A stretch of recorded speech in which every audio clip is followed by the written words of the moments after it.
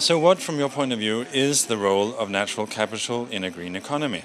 Natural capital is a very important driver of a green economy. Firstly, a green economy is one which delivers well-being, improves social equity, and does so without increasing environmental risks and ecological scarcities. And these are really the goals of sustainable development. So a green economy is the economic vehicle for sustainable development.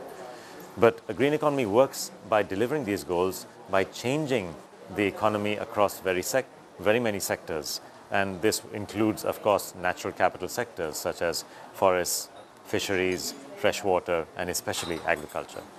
So these are the issues that we have to address. Social equity, in other words, providing more income in the hands of the poor, reducing the gap between the rich and the poor, that's not going to work at all unless we focus on natural capital and its better management, whether it is on the land or on the sea. So in your opinion, does regional cooperation like the Nordic add any value to the work on integrating the economics of ecosystems and biodiversity in the overall economy? Absolutely, absolutely, because the fascinating thing about this planet is that whatever you do in one part of the planet has an impact in another.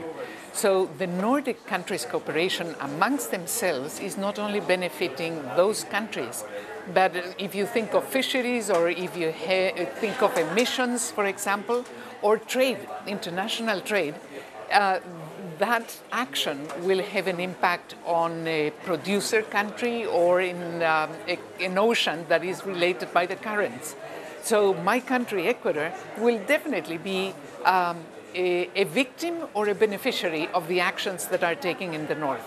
But what is also important is that in the case of the Nordic countries, information is available to other countries, not only on the good lessons, but on what you shouldn't do again.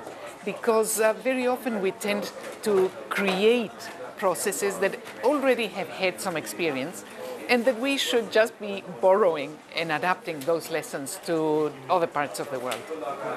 So I'd like to ask you, as finance minister, what is the relevance of all this thinking around the economics of ecosystems? What is the relevance for the Greenlandic economy? Well, it's probably the most important thing considering that 85% of our export come from fishery.